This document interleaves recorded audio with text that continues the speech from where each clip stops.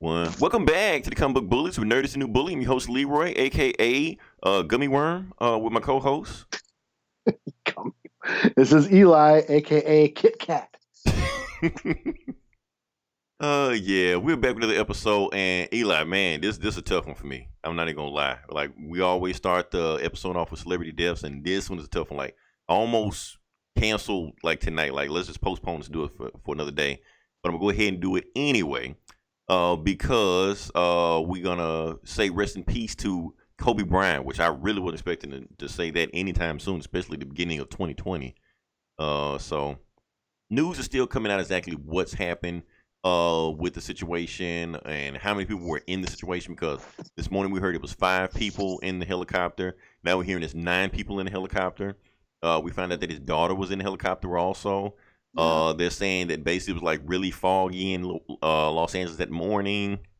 They hit a mountain, and that's how the helicopter went down. So really sad stuff. It really hurts me because the thing is, like Kobe is around my age, so I pretty much, when he was, getting into NBA, I was pretty much following his career the entire time. Like I said, growing up, teenager, used to read a whole bunch of comic books, play video games, stuff like that. I kind of got out of that phase and then started getting into basketball. So I'm like, I don't talk about sports on the show a lot, but I do watch a lot of basketball. Still do. Like around that time in my teen years, ball was life. So so Kobe Bryant, in my opinion, was the best player I've ever seen. Outside of Michael Jordan. Like growing up, Michael Jordan was pretty much worshipped as a god. That was him. So after him, it was like who was going to be the next guy. And for like that 2000, 2010 period, Kobe was the guy. Kobe was the face of the NBA. Came right out of high school. So around the same time that I graduated from high school, I went to college. He went to the NBA. Stayed there the whole time. Young. Knew he was too young to be in there, but you could see that the talent was there. Guy with Shaq, won a whole bunch of championships. He won 5 championships while he was in the league. And one of his most impressive games that probably anybody's ever seen was the game where he scored 81 points, which everybody talked about today. That is the second highest scoring game in NBA history, but it's actually the highest scoring game that anybody's ever seen on live TV, because back in the 60s, Will Chamberlain did it, said he scored 100 points. Nobody saw him do it. He just said he did it. Everybody took his word for it, but nobody really saw it. This, on the other hand, when you could see Kobe scoring 81 points, it's insane. That's more than some team score on a nightly basis. Like, I saw him play, and it was insane. You see 5 guys on him, and it's just like Neo in the Matrix. Like, when he can finally see it, he's beginning to believe. That's what he was. Like, he was in like a completely different zone, superhuman on another level from everybody else. It was just an amazing thing to see. The way his game played, because that's the thing, he was one of the most entertaining players we've seen also. He completely changed how the game was made because he was such a student of the game. He wasn't just a physically gifted athlete that could jump out the gym. He was a basically basketball genius. Like, he had his own show on ESPN where he used to break down, games. So what he would do is that all the great players, he would study them and copy their moves. Like, one night he's playing like Michael Jordan. One night he's playing like Magic Johnson. You just never know what he's going to do. The best thing I can compare him to is Taskmaster. He was the Taskmaster of the NBA because he could pretty much master anybody else's game and mimic it down to a T. So yeah, man, this one hurt. On top of that, like I said, his daughter was in it. They're actually going to his daughter's basketball game where he was coaching her. In like 2 weeks, you could see him on TV, and he was actually like you could read his lips. He was walking her through the plays of the game, like on the sidelines. I'm like, oh man, so really hurts. And on top of that, after all this, he died the day after LeBron James passed him for the scoring title. Like, that's some weird shit, man. So, like I said, Eli, this is a tough one for me. And another thing, a lot of people saying like, why should you mourn or feel sorry for people you never met before? I'm like, because I'm a decent human being. I mean, what's wrong with feeling empathy for somebody that lost their lives? And another thing, like I said, because you have people like Kobe Bryant or other people that we talked about on the show, like Prince, because we get the same argument over and over again. Stan Lee, Prodigy from Mobb Deep, a number of other celebrities we can name also. I'd like to say if they touched your lives, impact your lives in any kind of way, there's nothing wrong for you to show empathy for them. Yeah.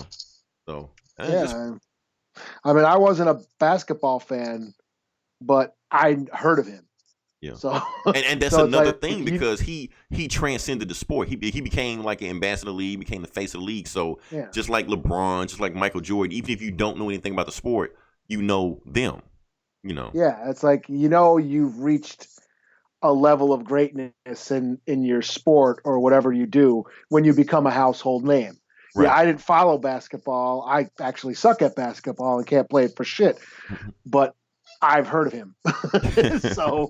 So yeah, I can tell that that he was made an impact on a lot of people's lives, probably inspired a lot of young athletes, and yeah, it's sad to see them go like this. It's especially shockingly like that, Right. Yeah. I mean, because he was just in still the prime of life. Like 41, that's still young. He's in the prime of his life. Yeah, he's younger than I am. Like and his daughter was with him. I mean, it's just sad. Right. He was training her. They were showing clips of her playing basketball, and she was mimicking his moves. Like his movement, body language, everything like that. I was like, oh man, this is really messed up. The Grammys were tonight. They almost had to shut down the Grammys. Because it was in the Staples Center, where the LA Lakers play. So when they heard about Kobe, passing, everybody in LA gathered at the Staples Center, for mourning or whatever like that. Yeah, memorials, yeah. Memorial, just out of nowhere. But they were like, okay, you have to go because the Grammys are going to be here tonight. People are like, no, we're not leaving.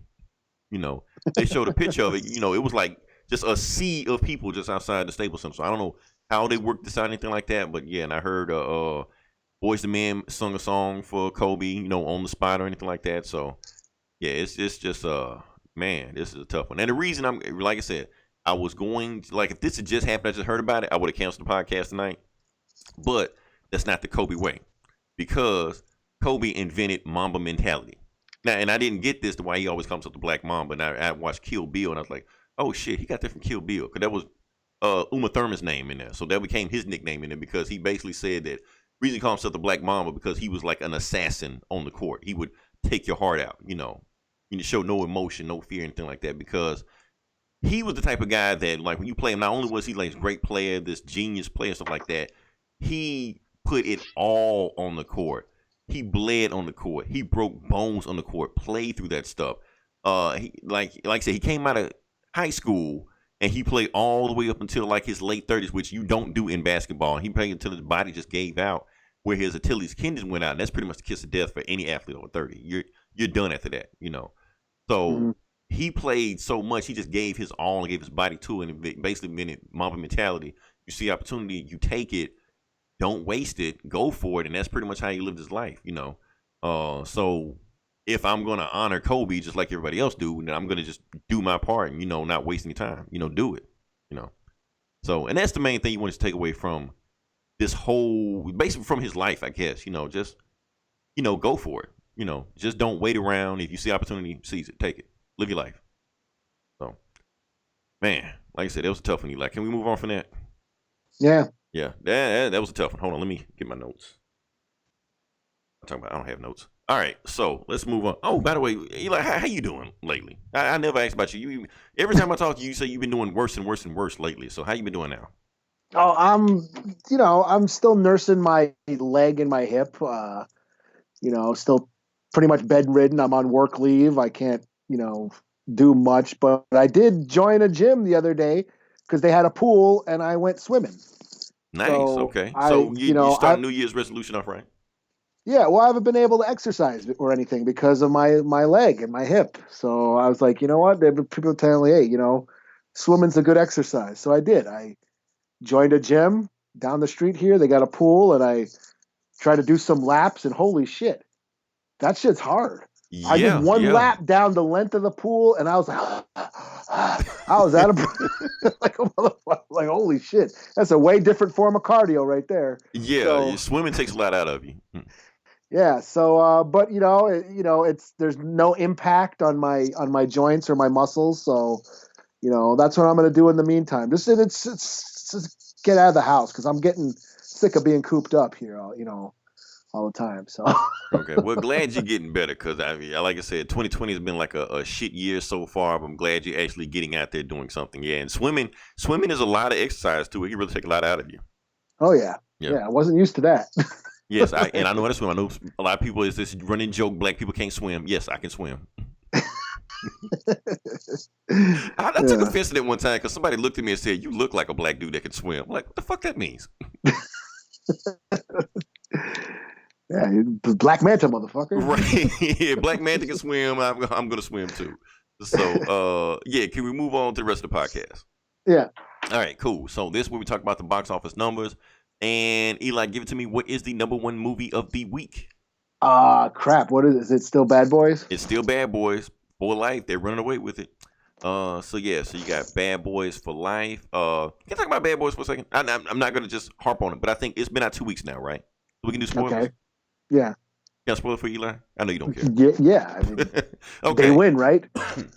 They win, yeah. But here's the thing about the Bad Boys third act of it. I'm gonna just go ahead and spoil it. Spoilers if anybody hasn't seen Bad Boys, whatever. But I'm just gonna go into it. Okay. So Bad Boys has the exact same plot as Gemini Man. Okay. It was very weird. You didn't see Gemini Man either. I forgot. Okay. So, but you understand the premise of it. Basically, okay, I'm going to just tell you the ending of the third act that nobody wanted to spoil in Bad Boys Life. I'm going to just spoil it for you. So, basically, this strange assassin that's been going around just killing people just left, right, stuff like that, been hunting down Will Smith, and he finally finds out who the guy is. Turns out the guy is his son. You know, he's like in his 20s, stuff like that. So he's this trained assassin going to kill him. And it's pretty much the exact same plot as Gemini Man. He's this trained assassin coming out to kill him, this badass, because he's getting also like that. But it was a clone of him, but he treats him like his son anyway. So I'm just like, did Will Smith just copy his own movie and just redo it because nobody saw the other movie?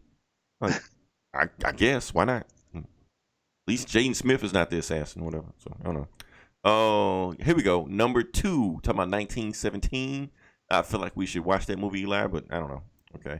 Oh, Anthony saw it. He says it was really good, and he's telling me I should go check it out. yeah, because I'm hearing Sam Mendes is like the value mark Christopher Nolan, you know, but still pretty good, you know. What do we got? Number 3, Doolittle. Ooh, this is not good. Sorry, Robert. Don't worry, he will come crawling back to Marvel soon. He was on the Joe Rogan show talking about what it would take him to come back to Marvel. He would say only if Joe Rogan comes with him. So, hey, 2 for 1. Number 4, The Gentleman. Here's a lot of good stuff about that one. Another Guy Ritchie movie. Oh, I want to see. Yeah, I almost went and saw that, but I didn't get a chance to. But I want to. I really want to see that. You know. No, I almost did. I was planning on going yesterday, but then I didn't. That's why I asked tonight. I would have went. Remember, I said, "Hey, are we recording tonight?" And you said, "Yeah." I was like, okay. I won't go see it tonight then, because I would have went and saw it tonight. Oh, blame it on me. Okay. But no, I really want to see that. You know. Okay, it looks interesting. I want to see. Plus, it's like, Yeah, you know, Guy Snatch Ritchie. and Yeah, what was that Guy other Ritchie. movies? Lock, Stock, and Smoking Barrel. Lock, Stock. Yeah. I might have fucked the name up, but yeah, it's one of those movies. So I want to definitely see that. What else we got? Jumanji: The Next Level, still hanging in there. The Turning. I don't know what The Turning is. That's that horror flick. I guess. Okay. You know what? I think what comes out next. You know what comes out next week? I think Fantasy Island comes out. No, this week after next week. Yeah. Huh. What else we got? Star Wars Episode 9, Rise of the Skywalker. Let's click that and just see where we are right now. Let's see. Still at 1 billion. Yeah, that's a thing. We'll come back to Star Wars in a second. Number 8, Little Women, which should be up for an Oscar. Number 9, Just Mercy, which, you know, I'm pretty sure it's already made its money back in that. And number 10, Knives Out, which is also up for an Oscar. So yeah, those are the box office numbers for right now. Now, Eli, I'm gonna make an audible. I'm gonna make an audible play on here, and I'm gonna invite you in this. Okay, so next week, you know, Harley Quinn comes out. I'm sorry, I said that wrong. Birds of Prey and the Emancipation of the Life of the Harley Quinns. Something, yeah. All right, so are we going to do a show dedicated to that one, or are we just gonna just briefly talk about it, or are we just gonna just? You mean like a whole Harley Quinn show? It's a comic. I mean, it's a comic book movie. That's kind of our thing, you know. Oh, will we just talk about the show, the whole show? I mean, no, the movie. Yeah. Yeah. It's whatever, man. I'm just saying I because I mean, back Eli, you up, I already man. know. Yeah, I can't even trust if you even will see the movie. So I'm just gonna be here just I talking for an hour by myself about Harley Quinn. I'm like, I don't know, that's too much even for me. yeah, I mean, I plan on seeing it. I don't know. I don't know if I could. I don't know if I have enough history with Harley Quinn like we usually do. But I mean, she's a weird case because she was born in the '90s, so it's not yeah, like Black Panther 1966 and the civil rights movement or some shit. yeah. So But then again, I wasn't really a Shazam fan, and I think did we do a whole Shazam show too? we did, we did. You're right. We do break for just some time. Okay, Yeah. you answered that question. Thank you. We'll move on from that. All right. All right. So, unless you're just really excited about it, we just really want to talk about like, oh my gosh, Harley Quinn was awesome. Yeah. you know what? There's one thing that happened in the trailer that commented that nobody paid attention to. Like when they were shooting at her in that drug house, and the cocaine started flying over the place, and she just started sniffing cocaine, and all of a sudden she got like superpowers, started shooting people. Like nobody paid attention to that. It's like your hero of the movie is snorting cocaine. Fuck it, whatever. Okay. Damn, what else can we talk about? Oh, fuck. Can we go back to Star Wars? I guess. Let's go back to Star Wars. Okay. So, Eli, have you heard about the leaks that have been coming out about Colin Trevarrow's leak script? Yeah, I heard about it. Okay. I don't know if you talked about anything like that. Like I said, I'm just going to briefly talk about what did happen in that leak script, and we'll just go from there. Trying to think. And I do want to tell you this, that the leak script actually has been confirmed by Colin Trevorrow. Like I said, this actually came out last week, but we had so much shit going on in the last episode, we didn't have time to talk about it, and I wanted to put a pin in to talk about it this week. But he has came out and confirmed that, yes, it's all true. And even had some artwork. The artwork was done by the same guy that has done the artwork on the other Star Wars Disney movies. And he has came out and said, yes, it's all true, it's all confirmed. Yeah. So now the thing about this leaked script is that it was actually completed in 2016. Like it was actually completed before Carrie Fisher died. So even if they would have went with this script, it still wouldn't have been intact the same way it was anyway. So take everything with a grain of salt. Basically, what the thing was is that the movie was not going to be called Rise of Skywalker. It was going to be called Episode 9: Duel of the Fates. That was going to be the name of it. They had to have the music in there. They would have had to. That would been a crime not to. See, Eli, you get me excited because this week I get to go see the symphony. So, like I said, also what happened in it, Palpatine was not in the movie. No. He was not referenced to be Rey's relation or anything like that. He didn't have like space orgies and shit like that where he cranked out grandbabies, nothing like that. Only thing they got from Palpatine in the movie was a transmission that Kylo Ren picked up. Oh, and he was in Mustafar and he was just chilling in Mustafar the whole time. Kylo, which makes sense. Yeah. Because like I said, he's a Vader fanboy. That's what he would do. So apparently he found the holocron that they were, trying to find in the Rise of Skywalker the whole time. They don't chase that holocron in this movie. It's just chilling in Mustafar. He picks it up. And that's not a holocron. That was a wayfinder or whatever the fuck. I get my Star Wars terminology. They didn't. I thought it was a holocron. Everyone's, it's a holocron. Nope, it was some map. It was just a map. But everybody kept saying holocron. yeah. But it wasn't. It's like, well, why not, you dumbasses? Right. If it turns out it should have been. Even they say that. So apparently this thing blew up in Kylo Ren's face, fucks his face up. So it fucks his face up. So he's still Supreme Leader, but nobody has seen him for a while. Hux is running. He's the Chancellor of Coruscant, and he's pretty much just he's Coruscant. Chancellor. Yeah, he's Chancellor. He just run Coruscant to the ground. Like it's just it's like Blade Runner. They got this sky. Oh, what's the movie? Alita, Battle Angel Alita. Yeah, like that. They got like the underground city and the high city and shit like that. So basically, that's how Coruscant looks now.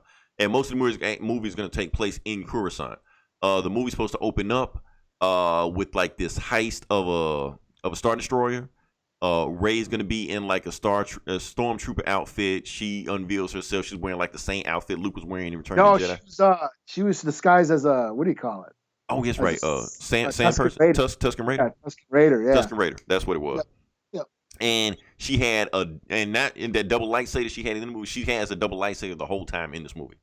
Yeah. So it wasn't just Luke Skywalker's. which makes sense because Luke Skywalker's, lightsaber was destroyed in The Last Jedi. Mm-hmm. Which is not a big deal because part of the Jedi's training is to build on lightsabers anyway. So that's not a big deal. But it's just cool that she walked around with, a double lightsaber. So like she had like the evil Rey and that thing. No, that would have been her the whole time. Luke Skywalker would have been training her, but she would have been conflicted, like arguing with him back and forth, like, no, I'm not the last Jedi. You're the last Jedi, and the last Jedi is done. They're gonna be arguing the whole time. Excuse me. While he's doing that, he's also like talking to Kylo Ren every day and Mustafar, just fucking with him the whole time. You're really you're not Kylo, you're not this fanboy. Go back to your mother, stuff like that. The dark path you leads to a tomb, all this shit. Yeah, so all that stuff happens. Yeah. Basically the whole plot, like the main plot of the movie is that, like I said, because like in the Rise of the Skywalker, they were trying to get a message out to like other planets, stuff like that. But in the Rise of Skywalker, they just said nobody's responding. Everybody's scared. They don't want to fuck with you, anything like that. In this script, they can't get the message out because the First Order is blocking all messages on all planets. So nobody has communication with anybody.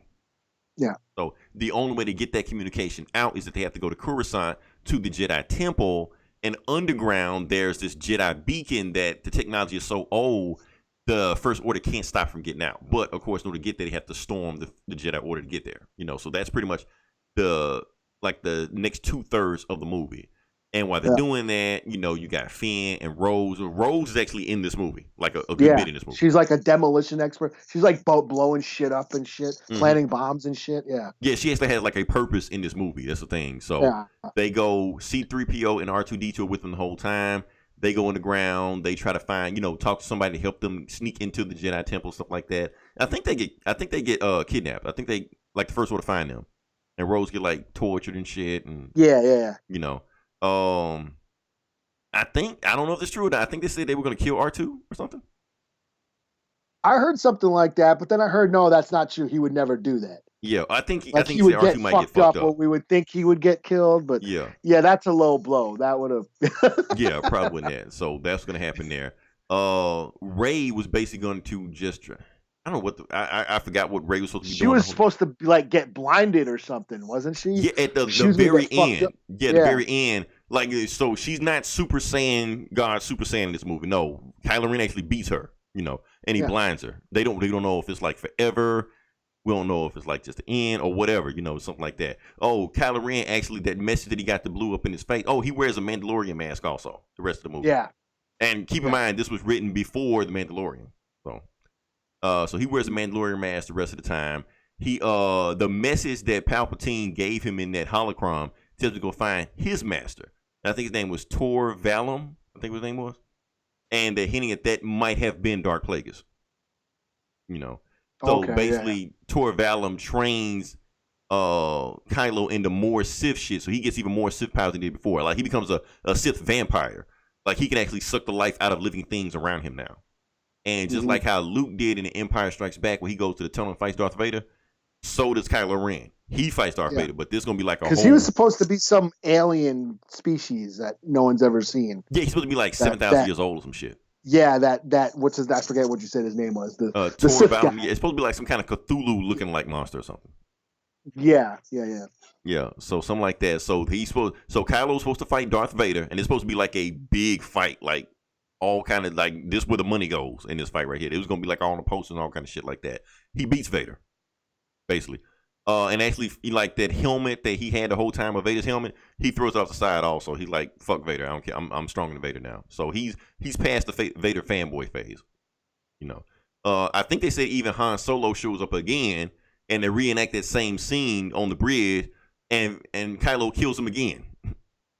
So they're basically at this point, like, he's way past being redeemed.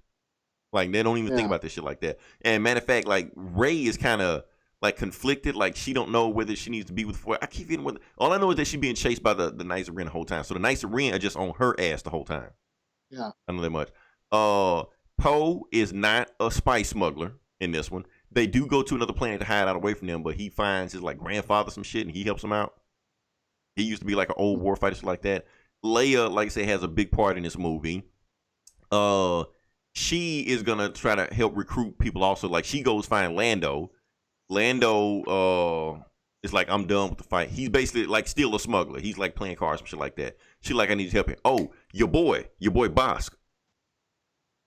Oh yeah, I heard he was in it. Yeah.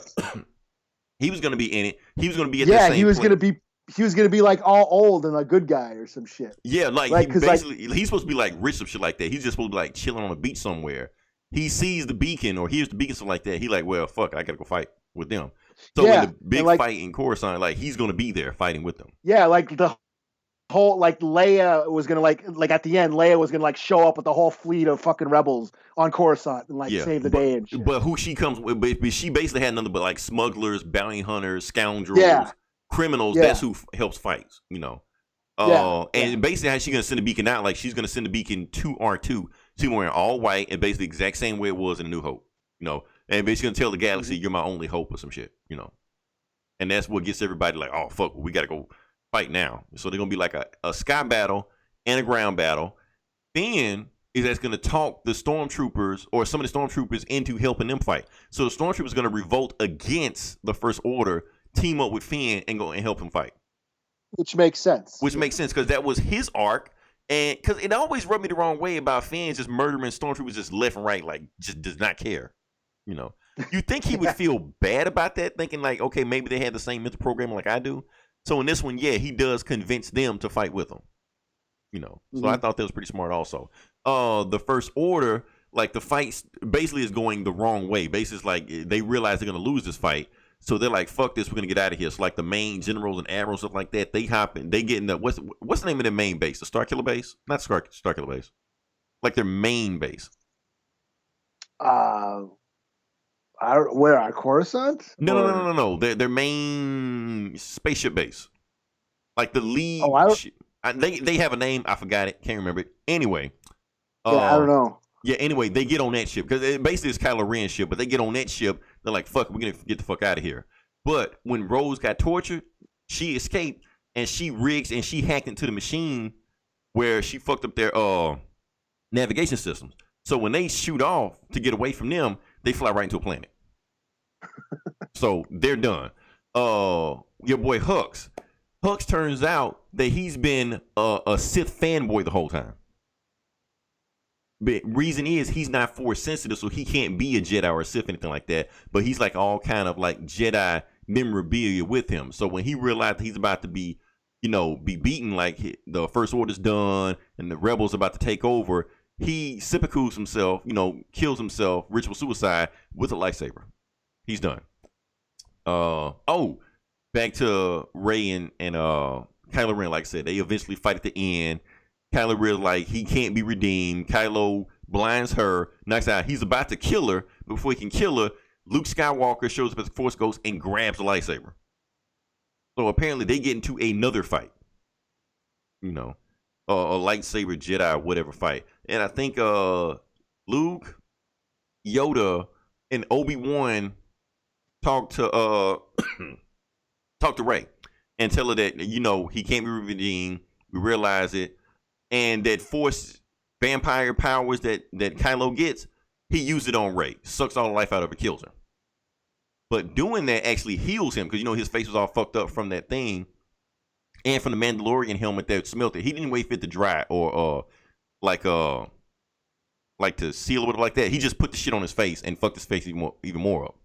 So when he took the life force out of Rey, he's completely healed. And when he's healed, that brings Ben Solo back. So he decides to give her the life back and kills himself. But when he puts life back in her, now she has a bit of the light side and the dark side in her both. So what's that gray Jedi shit? I guess she becomes a gray Jedi. Okay. So, and she's just like, okay, so I'm not a Jedi, I'm not a Sith, I'm just Rey. Coruscant finally taken back over by the people. First Order are like dead, like they're all dead, everybody. I think Rey probably even kills Toro Valo or something like that. And basically the movie ends with the Broom Kids at the end of the Last Jedi. She finds them and trains them. The end. Yeah. Yeah. So some stuff I like, Eli, some stuff I don't like. Some stuff makes more sense because some stuff in the Last Jedi, Rise of Skywalker raises too many questions. Like, Yeah. This one Palpatine getting sounds like down. it was what. Yeah, this one sounds like it was well thought out Yeah. and not half-assed and Right. not like catering and not an apology. Like, Hmm. But here's the you know, thing: it sounds too original. Like, original. yeah, it does. I mean, it feels like Star Wars. It feels like a Star Wars movie when you just describe it. Yeah. But it's not hitting the beats that you expect a Star Wars movie to go. Like, because I think, what was that movie? They're saying something happens in this movie that happened in the old movie, but they're like, no, it's not going to work that way. They basically trying to subvert expectations just like The Last Jedi did. The reason, obviously, the reason they threw this script out. They threw this script out because of The Last Jedi. Yeah. Yeah, so that's basically what happened. They were like, no, we're taking too many chances. Let's just play it safe because we got too much money into these movies. And so that's why they threw that shit out and just kept everything just simple. Bring back Palpatine because Palpatine puts butts in the seats. Yeah. They went back to fan service and, and to nostalgia. Exactly. They relied too much on that because that's what JJ always did. Because here's the thing: J.J. Abrams never intended to come back to these movies. That's why there's a lot of plot holes that he had in the first movie. He never even answered. Some he did answer. They was like, "That's your answer." Okay, because he never expected. He was like, "I'm just doing this shit and I'm out. I'm done." And that's what the first movie was. I mean, The Force Awakens was. It was just basically because remember, no one, people don't want to admit, but we were still a little skeptical about the prequels. So we're like, True. okay, how's this going to be? And he's like, you know what? I'm going to bring back what everybody wants. And that's what Force Awakens was. It was just a whole nostalgia trip. We're going to got another Death Star, only it's bigger. Got another trench run. Going to bring back the Millennium Falcon, bring all the old folks back and, give the fans the nostalgia trip they want. And it worked. And then Last Jedi comes along and doesn't do any of that. Right. Because they got gunshot. They got scared. Let's play it safe. Yeah, let's nostalgia is just a dream. Luke is just a legend. Luke is not this all-powerful wizard like we all thought he was. He's just a guy. And another thing, this script sounds like a natural progression of The Last Jedi. Yeah. That's the thing. Like, you did that, okay, then it sounds like a complete arc, Yeah. Rey's Rey's not anybody special. Right. That whole thing about the beacon, explains why nobody showed up on the Battle of Crate. Exactly. And it just sounds like I said, it sounds like it was more developed than it just sounds like Rise of Skywalker was just rushed. Right. And here's the thing, like, people keep saying like these three movies didn't have a plan. They didn't have it sounds like with this movie, they did have a plan. Yeah. I mean, that is a complete arc. That would have satisfied everything, the trilogy, what they're going for. But when you just throw that shit out and just make shit off the fly, because they said even J.J. Abrams didn't even have enough time to write the script. He just wrote the script like on the way over there or some shit, So you don't have enough time to flesh out the movie like you should have. And that's why I just felt like it's rushed, Yeah. Man, it just feels like a missed opportunity. I actually like the Rise of Skywalker. That's another thing about it. I'm just thinking like, damn, the movie that we could have gotten, it could have felt something special instead of feeling like retreading old water. This could have felt special. Yeah, and that's what Rise of Skywalker ends up being. It's just a bunch of fan service. Let's bring back the nostalgia. Let's give everybody what they want because we don't want to fuck up the brand. And the fan reaction to The Last Jedi proves that a lot of the fans aren't ready for this franchise to evolve. Right. So we want the same status quo shit, and that's what Rise of Skywalker is. But then you give people the same shit, and they still complain. Yeah. So what do you want? That's what people want. I liked The Last Jedi. First viewing, I was blown away. Yeah. And I loved it. And but then I saw the reactions of it. I mean, I saw the backlash, I had no problem with when they go back and fix everything, when Rise of Skywalker fixes everything that The Last Jedi did, I was like, you didn't have to fix any of that shit. You didn't have to, making Rey Palpatine's granddaughter was like the biggest, like, really? That was like the only part of the movie where I rolled my eyes. I was like, And oh, even before really? he said, like, when he was about Yeah. to, I was like, don't say it. Don't say it. Yeah. You're a Well, Palpatine. I'm like, no. and I was like, that was like the shittiest. I mean, I've heard all the theories. Oh, she's going to be Kenobi's daughter, or Han Solo's illegitimate whatever, or whatever. So she's somebody. And oh, what if she's Palpatine or something? And I was like, that's like the dumbest one out of all of them. Right. You know, and that's the one they went with. I was like, really? Honestly, Eli, if they were going to go that route, that's the only one that makes sense. It doesn't make sense, but it's the only one that makes sense. If it makes any sense. Yeah, I mean, if they're bringing him back, I mean, why not? I mean, because it creates the most conflict. I mean, making her a Kenobi or, you know, Mace Windu's kid, like, there's no drama behind that. But making her a Palpatine, you know, does kind of sew up something. It's the only plate they had left, because that would kind of explain why she's so fucking overpowered. You know? Yeah. Because, okay, she's a Palpatine. Okay, that kind of makes sense, you know. It creates conflict. Oh, she's got a bit of the evil in her, and she could be Empress Palpatine. Honestly, I think they should have. You know what they should have did? Make her the bad guy of the third movie. Yeah, make her Empress Palpatine. Fuck it. Yeah. I mean, or something. I mean, but it all goes back into the, like it fit. Yeah, you're right. It fits into the theme of you don't have, you're not dictated by your past or your family's past. Like anybody is capable of being their own, in charge of their own destiny. You know, you had Ben Skywalker, born of Leia and Han. He turns out to be an asshole. Right. You know, like, and then you have Vader, who went dark, who gives birth to Luke and Leia, who are good guys, you know. And so so Rey being a Palpatine fits that theme of, oh, yeah, her granddad was a fucking piece of shit, but doesn't mean she has to be. Right. You know. So it just fits into that whole idea that what the movie was trying to say, you know. I mean, I hate compare, but it's just like the DCU. They had a plan, they got gun shy, and they went away from their plan. But I feel like they should have stuck to the guns to begin with. Star Wars should have stuck to the guns to begin with, because if they did stuck with the guns, nobody could have said they didn't have it planned out. Because, like I said, this is planned out. This was a natural continuation of The Last Jedi. So yeah, it's too bad. You know, I mean, we all heard the rumors that Colin Trevarrow had a big ego and all this shit. I remember hearing that when they fucking fired him or whatever, when he left. Oh, he was tweeting about how he was the hot shit.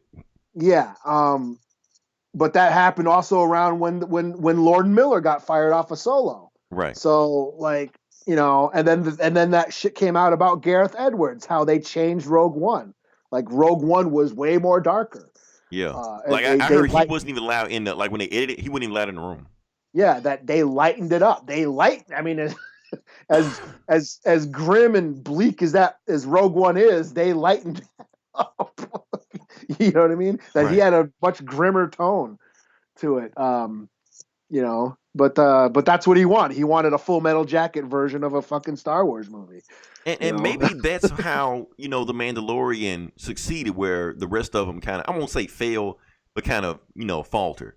Yeah, I'm watching Rebels. I never watched Rebels until, like, I got my Disney app, and holy shit, that show is awesome. I'm like, wow. And I'm thinking that she don't have as much creative control over them as she does over the movies. That's what I'm thinking. Yeah, the TV shows, because like the Clone Wars and like Rebels, I haven't watched that Resistance show or whatever it's called yet either. Mm-hmm. But I'm just saying, like, this fits. You're seeing themes and ideas being tackled in the Star Wars universe that the movies don't tackle. Right. You know, and it's cool. Like, I finally just saw Rey versus Vader. Not Rey. Ahsoka versus Vader the other day. Mm-hmm. Like, I finally watched that episode, and I got emotional watching it. I'm like, holy shit, that relationship, Ahsoka and Anakin, is way more tragic than Anakin and Padme. Right. You know, because I felt nothing. I felt no emotion at all during those prequels. You didn't feel any emotion about, you're breaking my heart. You're going to the path I can't follow. Yeah. Hold me like you did on fucking Naboo. Like, so love has made you blind. It's like, I felt nothing from that tragic.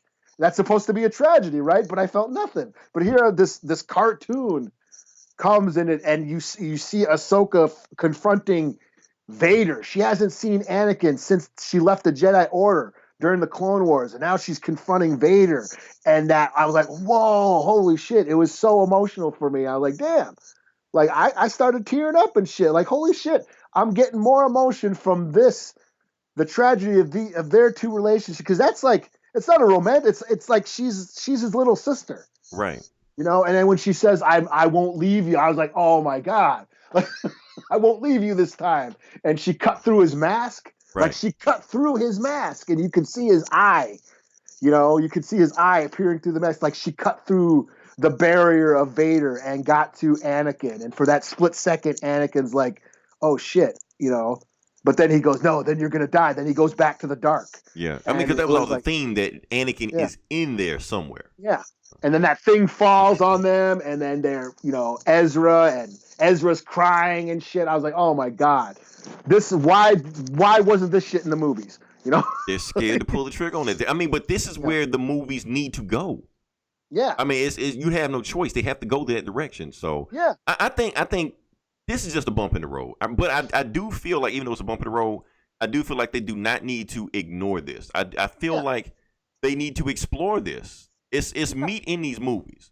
Yeah, Commit like to it. You know. I admit, yeah, I teared up a bunch of times during Rise of Skywalker, but that is because it was working the nostalgia strings, Mhm. you know. Yeah, yeah, Leia dying. Yes, Luke raising the X-wing out of the water, like all those things. Yeah, it got to, like, But the do you think they nostalgia were fun. kind of strumming the nostalgia heartstrings a little though? Yeah, that's what that was doing. And that's why those scenes got to me. But then I watched The Mandalorian, and when the little fucking Ugnaught dude got killed, I was like, I still ain't over that. Right. You know what I But mean? people I don't was care like, about that. They just care about the baby getting punched. yeah, I was like, holy shit, that was so fucked up. I was more shocked than, yeah. I was like, holy shit, they didn't kill that little guy. I was like, yeah, I felt more than, yeah. That was real and in the moment. Like, I felt so much for that character. Whereas, yeah, Rise of Skywalker is just, remember this. They're shoving member berries down my throat. Remember this? Remember that? Yeah, I remember. Yeah, yeah. You Right. know? So I don't know. But now that we're on that, let me ask you this, and we're gonna jump on Star Wars. We talk about Star Wars way too much on this podcast in general. But how do you feel about the Clone Wars final season? Oh, yeah, I'll check it out. It sounds like they're just gonna fill in the blanks, like they were planning on. They planned on that last season. It's just they got canceled. But I mean, didn't Load. Netflix promote their last season as the last season? Yeah, they had well, they were working on season 6 when they got canceled, and I think that's when that whole sale happened, and Oh, they okay. and all the Oh, video games got canceled. Like, that whole division got shut down. So okay. they were already made. They had already made a bunch of episodes already for season 6. That's why when Netflix released it, it was called the Lost Episodes or something. Mm-hmm. So, so they released those on Netflix, but now they're finishing up the show, how it was meant to finish. Okay, You gotcha. know? Okay, because what I was thinking was that Netflix actually put out the final season, and Disney got it back. Like, no, this is the final season. They're going to put more shows after the final season. What they had, like, okay, none of this makes any sense. But you're saying it's not what's happening. So, okay, Yeah. that's cool. All right. Yeah, like I said, my Disney Plus ran out, so fuck it. Yeah, I thought about it too, but then I'm like, my kid's watching Wall-E and Toy Story. I'm like, fuck it, I'll keep it. So Okay, and when Falcon and Winter Soldier comes out, I'll pick it up again. WandaVision. Oh yeah, I gotta watch. I told you, man. WandaVision is the most thing I'm excited for the most out of anything Marvel's doing right now. Yeah, because I don't give a shit about Hawkeye or. Oh, I think they canceled the Hawkeye shit. Yeah, I didn't care anyway. No one cares. Nobody's gonna ask, "Where's Hawkeye?" Like, nobody's even gonna like, if they just don't even mention it again, people are just gonna forget. Yeah. Oh, can I talk briefly about Falcon and Winter Soldier? Also, I know we had a whole bunch of topics we weren't going to talk about, but I'm talk about it anyway. All right. So they released footage of pictures, official pictures of U.S. Agent. John Walker. And Eli got excited, but I can see a lot of people that don't read comics are misinterpreting what the hell is going on. They see him in a different looking Captain America suit. And they're like, oh, look at that shitty looking Captain America suit he's wearing. Like, that's the point. It's supposed to be a shitty looking Captain America suit, because he's not Captain America. John Walker is basically Captain MAGA, if that makes any sense. Like, you got Steve Rogers Captain. That's basically like Steve Rogers Captain America. John Walker is Captain America. That's him. He's right wing, conservative. That's the type of guy he Captain is. Confederacy. Right, basically. And I think in the picture, like, a lot of people didn't put two and two together. But yes, that is Cap's shield that he's holding in there. So obviously you can tell part of the conflict of the story is going to be is that he gets the shield from Sam some kind of way. And Sam's going to have to fight to get the shield back because he realized that, yeah, this dude is fucking crazy. So, because that's how John Walker is in the comics. Like I said, he's ultra conservative, ultra right wing. The government had an issue with Steve Rogers because he didn't do what they wanted him to do, which happened in the movie also, like the Sokovia Accords, stuff like that. But with John Walker, they have their own attack dog. Like, imagine if Trump had a John Walker in his Secret Service right now. They just him to just do whatever the fuck he wanted to do. That would be some scary shit. That's basically what he is right now. So I think what's going to happen. Sam Wilson is going to have to get back to Bucky's going to jump into it all. So they're going to go from there. So I'm wondering it's going to be like the comics, but I know it's not going to be the comics. The reason they passed over Sam Wilson in the comics is because he's black. This isn't me conspiracy theory or putting my agenda on there. They say it verbatim in the comic. And matter of fact, even driving home, they even had a black dude saying it. They were like, well, what about this guy? Nah. What about this guy? Nah. What about Sam Wilson? He's been like Captain America's partner for like 20 years. Nah, he's black. Okay, keep going. So that's why they decided to pick, John Walker, that's why they picked him to be Captain America. So I guess he looks like Captain America, but he acts like Captain America they want. So I'm wondering if the show is going to tackle that, but we all know they won't. Because that's Marvel. So, I guess.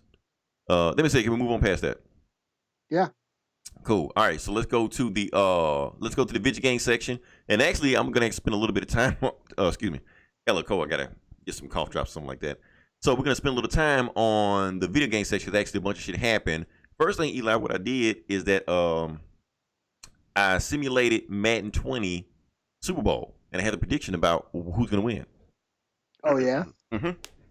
So if anybody want to go to Vegas and place your bets right now, I'm going to tell you who to bet on, and if they win, I want half of those earnings.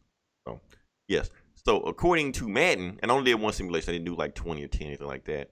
According to Madden, San Francisco's going to win, and they're going to win a lot. They're going to win by 52-20. That's what they said. No, I'm sorry, 52-28. 52, damn. Yeah, gonna be a blowout. That's what man says, not me. So you can go ahead and make it a big spread also, because I'm pretty sure you get points by the spread, don't you? I've never gambled before, so I don't know, but I'm pretty sure Vegas goes by that stuff also. So bet on that, they'll win. Basically, the reason Kansas City's gonna have trouble is because San Francisco's corners are too much. Richard Sherman's gonna act an ass. That's gonna happen. We'll come back to this next Sunday or Monday, and we'll confirm and compare notes to see what they do then. So that's that. Well, that's right. It's next week. Is it next week? It's next week. Yeah. The Pro Bowl was this weekend. So, yes, there was this. So, who else we got? Oh, Evo 2020. Now, Evo Japan 2020. So, Evo happened in Japan. Like I said, the biggest fighting game, in the world, but it's Japan. And it was very interesting what happened in Tekken. Now, Eli, remember when we talked about last year around the time when that guy, they had a new fighter named Leroy Smith was coming out? Okay, yeah. Okay, so Leroy Smith is out now. People been training with him. He went there in the top 8 of Tekken. 7 out of the 8 tournament players played as Leroy Smith. Is this guy on the banner? Yes, the black dude in there. The black looks like old Eddie Goro? Basically, that guy. I thought it was old Eddie Goro. No. It's not old Eddie Goro. Eddie Goro did capoeira. This guy does the IP man Wing Chun thing or whatever. Oh, that's him. Okay. So So when you watch the tournament, it was just Leroy versus Leroy the whole time. Okay. People were pissed. I looked at it on Twitter.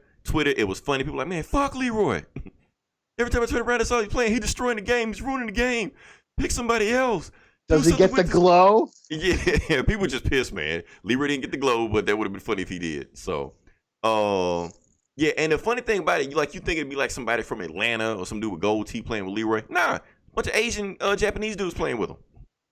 Never heard with him before. They were like, yes, I wanted to play with Leroy, so I picked Leroy. I know you think it sounds racist, but that's what they said on there. So don't get mad at me for that, And I'm getting pissed. I'm like, who the fuck is Leroy? My fucking name is Leroy. Say the fucking name right if you're gonna whoop ass with him, But anyway, Leroy is unstoppable on this game now. He's destroying Tekken. They're saying he may be the most unbalanced fighting game character in fighting game history because nobody else playing with anybody but him.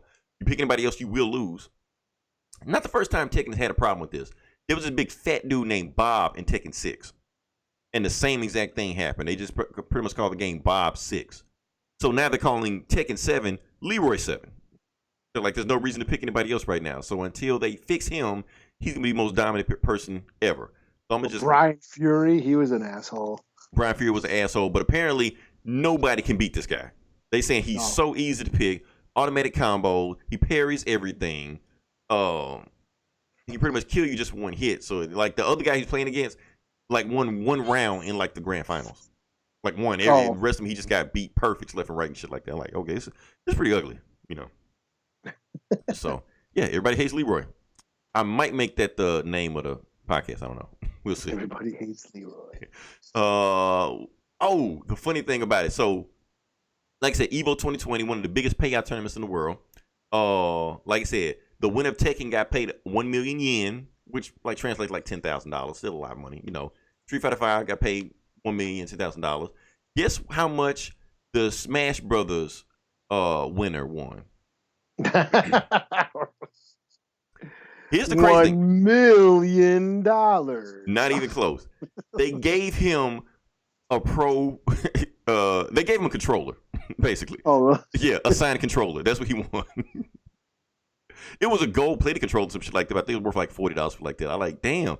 So basically, they don't give a shit about Smash, but they don't even consider that shit real. So, bravo for them. So don't play that shit. Play something real to get you, money from that. Oh, last thing. Ultra Instinct Goku came out. I think I'm gonna get that when it comes out. But other than that's it. Okay, let me say it. Moon. That's out the way. Can we move on to the actual rest of the podcast? Sure. Okay, so this is the comic book bullies. We're talking about comic books, and we're gonna jump into it, and we're gonna talk about the comic books. And Eli, I guess I'm gonna jump into it first. Sure. All right. I guess we're gonna jump into it. The X Minute. I only read one X book. I didn't read like all 50 of them and shit like that. So we're gonna start with Marauders. All right. Tasty. So Marauders is an X-Men book. The book starts off. I didn't read the other book before this one, but it basically starts off with Kitty Pryde fighting the Ku Klux Klan. I don't know. I'm pretty sure I missed something from there, but whatever. They're being led by the Hate Monger. The Hate Monger is an old Marvel villain. He's pretty much like the embodiment of hate. I don't think he's a real person. He even became the Black Panther for a while, which was a weird thing, but whatever. Anyway, they fight. Kitty Pryde whoops his ass. And some dude named the Executioner. Because they're fighting the Hellfire Club. And they beat them, and then something happens where basically the Hellfire Club has this drug. They have this machine that can take away mutant powers, and they're planning on selling it all over the country. Because they sell it all over the country, they can shut down the X-Men. So they're trying to steal this technology. Storm thinks that Forge has something to do with this thing, so she want to take technology back to Forge. So she leaves. Iceman says he got something to do, and they're like, "What you got to do?" "Oh, I'm a contestant in drag race." So he leaves. So they really doubling down on Iceman.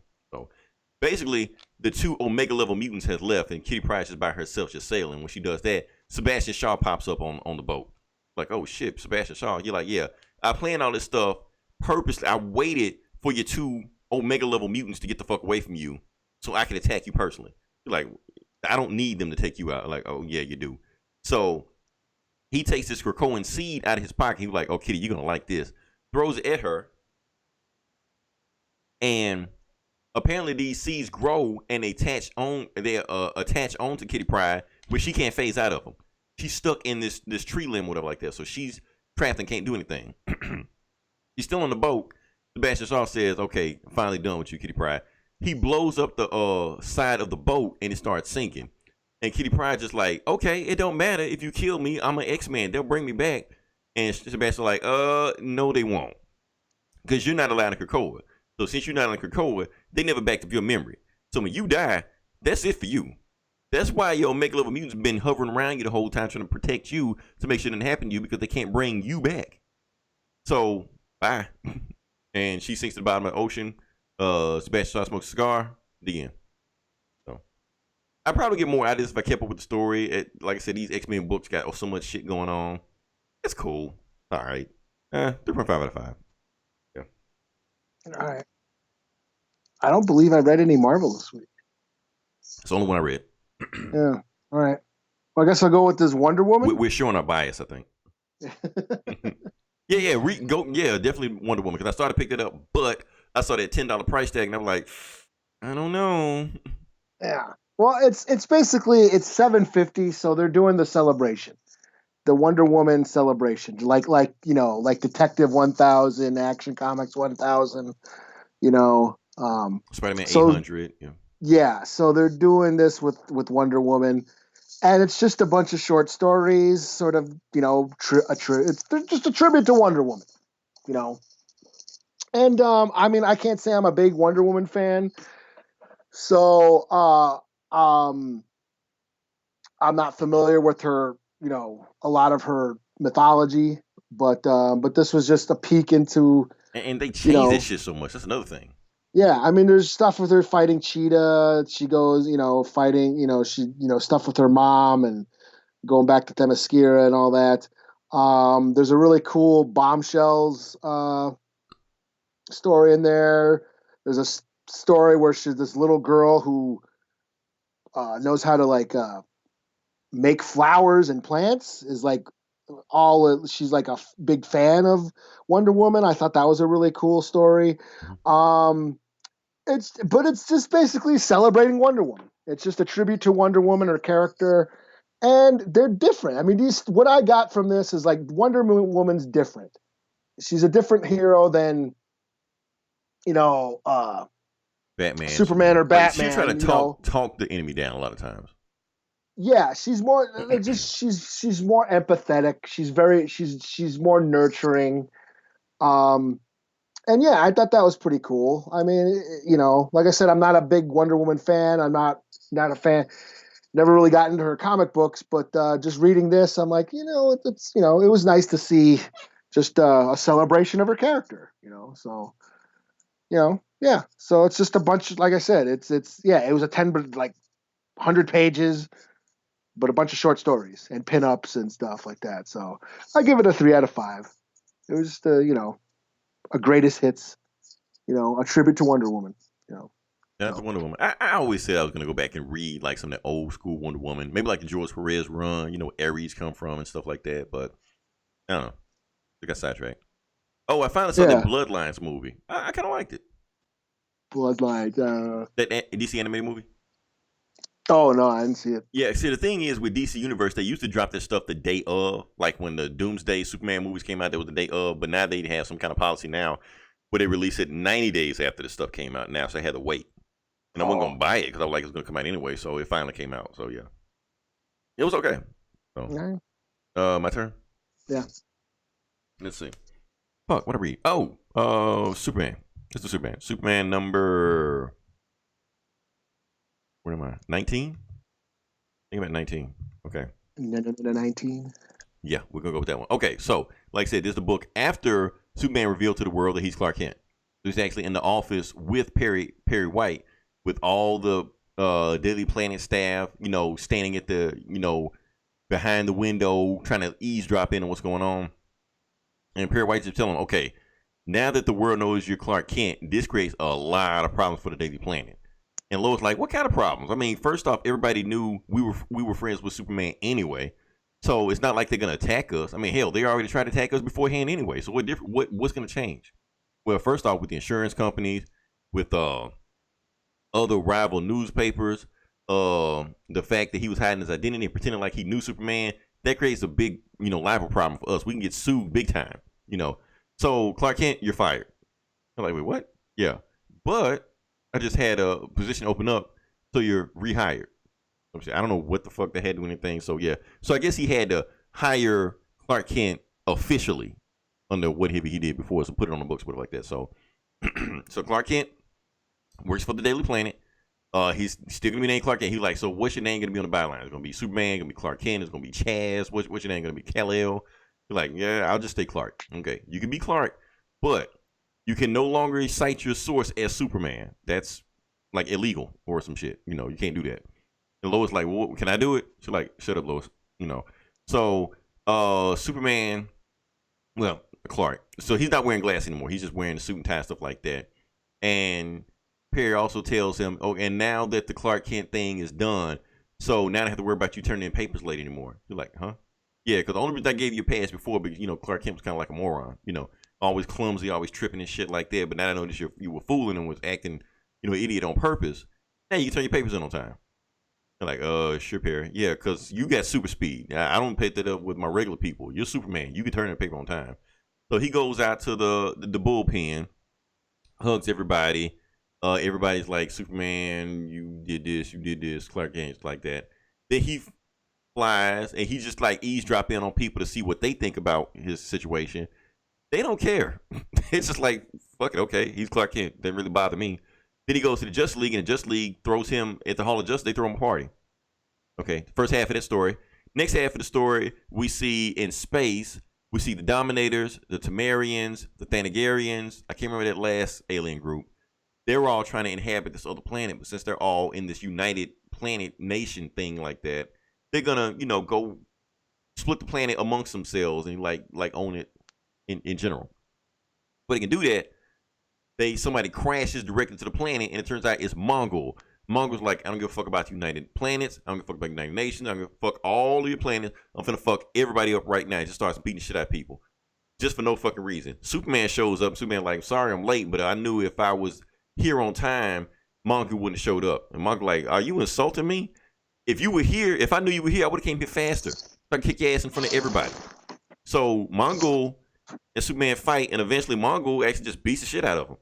And at the end of the book, Superman is just knocked the fuck out out cold, and Mongol's like, okay, who's next? The end. So, yeah, like, there was 2 stories put in one. So kind of entertaining.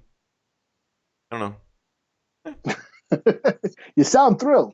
I mean, some of it was, it was just it was a shock. Because I thought the story was going to go this way, where we know Superman, like, really talking about but they didn't really just deal with it. I think they just like this Superman secret identity thing. I think it's like it's done. It's out. Fuck it. So it's not gonna be like any repercussions from it or consequences from it. It's just like it's a thing. Okay.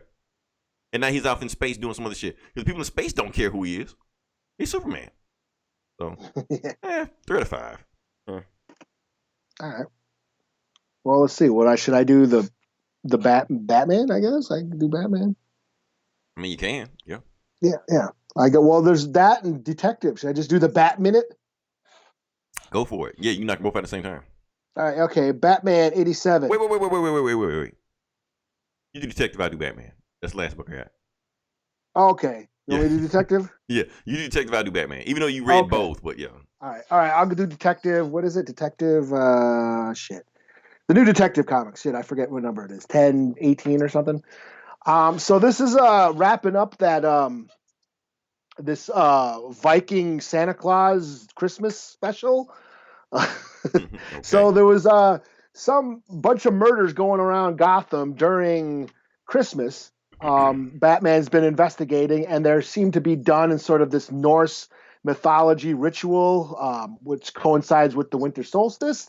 And he uncovers that it's this Viking god, like dude going around chopping off heads and creating blood eagles, which I thought was pretty cool.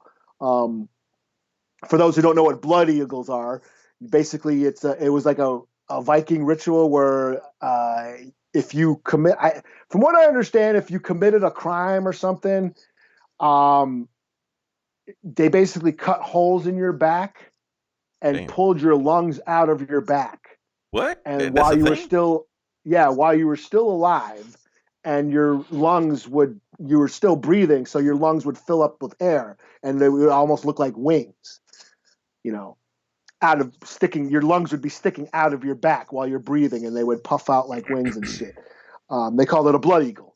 And I guess, is it something like if you screamed while this was happening, then you didn't go to Valhalla.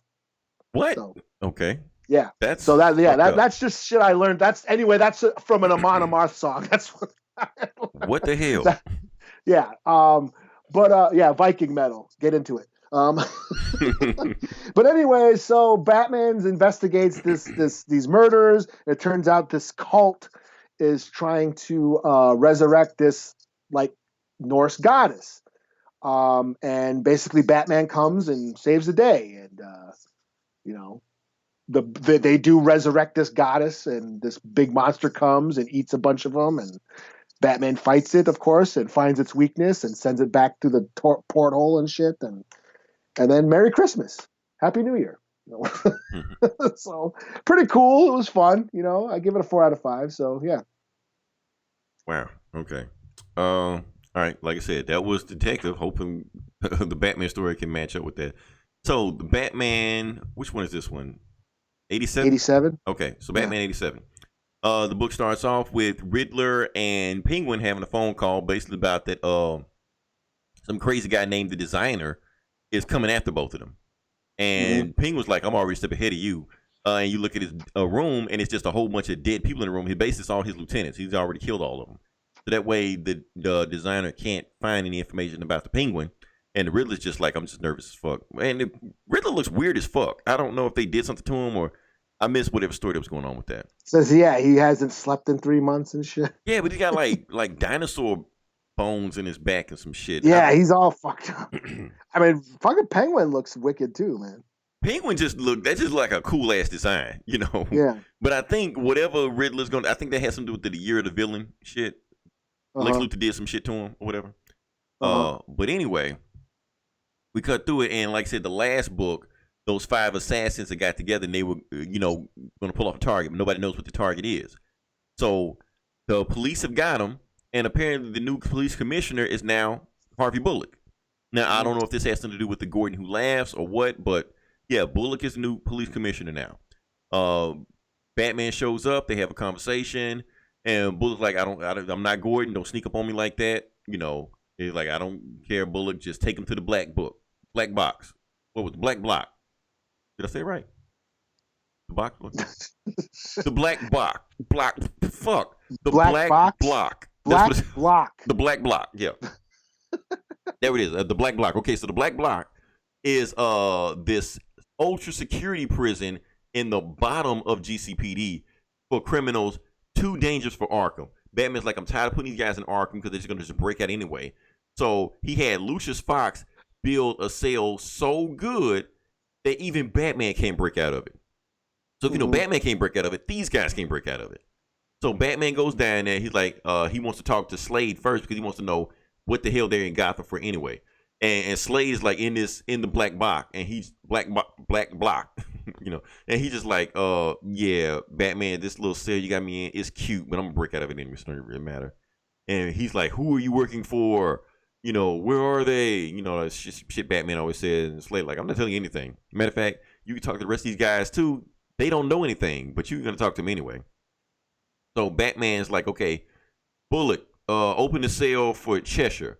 And Bullock's like, Batman, I told you I'm not Gordon. Don't boss me around. And another thing, I'm not opening the cell because Cheshire got all kind of like poison stuff on her, and that's why my guys didn't touch her. And Batman's like, that's what she wants you to think. So he opened up the cell, and he realized it's like made of clay or some shit. Basically, she's the body double. Yeah. Yeah. So Cheshire's already out on the street right now. So Batman realized what the fuck's going on. So it's a body double. She's out on the street. She's about to complete her target. He don't know who the target is, but he knows he needs to get there. So he's in the bat plane. He's talking to Lucius. The night crawler or some shit. The night walker, the street or walker. Night something. Something, yeah. Some new Batman vehicle. Yeah, some new Batman vehicle. He's stalking the city, stuff like that. Talking to Lucius. Lucius like narrowed down who her targets might be. Well, we know and Luce is like, well, considering all who they might be going for, I think they're going for the CEO of Wayne Enterprises, which is me. So you might need to double time it over here, Batman. Hurry up and find me. Like, okay, Lucius finds her location. Batman goes there, but he realized he don't have enough time to get there. So they get to use a machine called, what was it called? The Bat Shot? The Bat Shot. That thing, yeah. The little skateboard thing The that he skateboard rides. thing. Now, here's the thing about that skateboard thing. I actually did some research on this because I think that thing looks way too familiar. That was a toy for the 1989 Batman line. Oh, yeah? Yeah, it was a toy. I remember that. They called it the Bat Sled. So that was the exact same fucking thing. I'm like, oh my God, they put this in a comic. So all the goofy shit that they didn't put in the movie, Tinny and a Tiny, whatever the fuck his name is, doing this shit here. So he shoots himself off riding down the street in a bat sled, chasing after Cheshire. Cheshire hops off a motorbike, lands on him, tries to scratch him and shit like that, put poison in him. And he's like, any last words, Batman? He was like, yeah, duck or some shit, Turns around, she gets hit by a fucking truck. Right, he's on the bat sled, just slides right underneath it. So that shit like kill her, Especially she got like blood all over the street and shit like that. And all she does is look at Batman like, good one, Batman, you got me that time. Like, you should be dead, And Batman's just like, who are you working for? She don't know shit either. Damn, how'd the book end? I can't remember. Basically what do you call it? It's all those fucking the assassins. Oh, the assassin, the assassin escaping. Yeah, Penguin breaks them out. Yeah, and Penguin's So Penguin's trying to get one up on this designer. Yeah, because he lets them out, but he didn't let them completely out. Yeah. Yeah, because obviously the whatever plan they have is Penguin's plan, and the designer stole it from him. So yeah. So yeah. So I guess we'll find out what's going on from there. But yeah, overall 3.5 out of 5. I like it. I don't know how I feel about the Bat Sled now that I remember that toy. Because it's like I'm going up. This is a 4.5 for me. I love this. Because I don't know how I feel. I mean, I kind of feel cool about, okay, they stuck a Bat Sled in here, that old ass toy, and then another thing, Cheshire was like, why didn't my poison work on you? Oh, I did, blah blah blah blah blah blah. Oh, you used the anti-Cheshire poison ray or some shit. Yeah. Batman plan. But it's funny, like whoever this designer is, like out planning Batman. Like right, like he knows the city, whoever this guy is or she is, whoever. Yeah, he's out. He's like, oh, Batman's all that preparation that Batman does. Well, this motherfucker did the same shit. Right. So it's obviously some kind of, and that's why the story is called The Grand Design. So obviously somebody's out prepping Batman. So yeah. I thought it was cool. I thought it was great. I thought the art was fucking dope. Mm-hmm. This, what's his name? Gilliam March. Holy shit. Riddler and Penguin, they look fucking sick, man. They do. Like, because I don't think the Penguin been through some weird shit. It's just a different design. Well, where Riddler's been through some weird shit, Yeah. And Penguin's got fangs and shit. And, mm-hmm. Like, it's kind of Danny DeVito, but not Danny DeVito. Yeah. Yeah, just even Batman's design. Like there's like one panel where Batman's like kind of kneeling down, his cape is like kind of folded out like bat wings and all the folds, and then of course Catwoman's looking hot as fuck. Yeah, I don't know how I feel about the exposed armpits or whatever the fuck she got going on, but it's not tactical. Yeah. Yeah, but I really dug on this. I'm really digging on this new run. I think I'm still trying to get a feel for his writing. Like, I know all you guys are more familiar with his writing than I am, so I'm still trying to get a feel for what his Batman is. I mean, I'm gonna get there eventually. I'm just trying to figure out what's going on. He's not doing Tom King stuff. I realize that he's not being Scott Snyder. This is just a summer blockbuster. It's all action packed. He's still dealing with Alfred. But you don't get like a whole issue with just not yet anyway. But like he's dealing with that shit on the fly, Yeah, this cool action scene, with the bat sled and shit. I'm so glad the assassins got out, because I was like, damn, that would have been a cool ass story to stretch over a period of time. I said that last issue, like with those 5 assassins, would have been cool, like to spread that out. And now the assassins are loose. Now we can have that story. So I'm like, that's too cool of an idea to just pass over just one issue. Yeah, yeah. So. Yeah. Yep. That's cool. All I got. So I guess the only one I read was the Vamperonica New Blood #2. So this is the Archie horror comics line. Veronica's a vampire. She's finding out that her family has basically come from a long line of vampires throughout history, and we're one of the first vampires in America. And she's dealing with this like vampire street gang that is causing some shit. And we find out in this issue that her dad is behind some of the shit and that he's basically hired this vampire street gang to cause all this shit. So that's like the big twist that we're learning in this issue. So yeah, I like these. I really dig on these Archie horror books, and Vamperonica's pretty fun. So yeah, 4 out of 5, and Cool. that's all I got. That's all I got. Okay. Yeah. Eli, man, you know what? You actually made me feel better today. Oh yeah. Yeah, I mean, at the beginning of this episode, I wasn't feeling too hot just because of the whole thing. Now I'm feeling a lot better just because, you know what? That's the thing. This whole podcast is kind of therapeutic sometimes. Yeah. Just sit back and just have fun. I mean, like I said, you got your own shit going on. Hopefully, this shit for an hour, took some of that pressure off your mind. So yeah, and hopefully everybody else will listen to whatever you listen to. This is just fun relaxation. That's what we do. We're here to have fun. That being said, listen this long, just like, share, and subscribe. Just listen to our other podcasts. We have a sister podcast, Geek Sav. Eli, you've been slipping. Wait, you've been hurt. Never mind. Yeah, I haven't been able to get out. MAMBA Mentality, Eli. Yeah. What else we got? We got This Geeks and Comics. We got Comic Cast. If you listen to them, they've been giving us a shout out lately. They're trying to draft Eli. You can't have Eli. He's here. We got what else? Oh, I ordered some hoodies. We got swag, yo. Okay, if you did it, I got to do it also. I'm gonna do it, but I'm gonna wait for like my bonus to kick in. So I ordered both a Geek Savs and a Comic Book Bullies hoodie. So nice. I got some hoodies, yo. I'm gonna get it too. I feel bad that everybody else is wearing our shit except us. Yeah. What else? Who TV? I'm not allowed to talk about them anymore.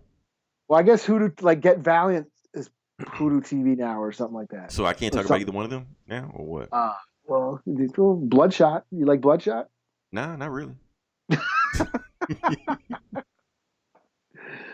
I'll get confirmation from the powers that be to realize that. Even though they told me, I forgot. Forgive me. No more talking balls. Don't that wrestling council and hell. I think that's it. So yeah, definitely. Instruments of Destruction. Oh, Instruments of Destruction. Yes, right. I'm pretty sure some Transformer shit going on somewhere. Yeah. Next week we're gonna talk about Birds of Prey. We don't know how much about Birds of Prey we're gonna talk about. We may just say it sucks and just move on. We don't know. We'll go from there, and hopefully we have a more upbeat episode with some fun shit happening. Until then, it's Leroy. This is Eli. We'll talk to you guys next week. Same bullet time, same bullet channel. Cool.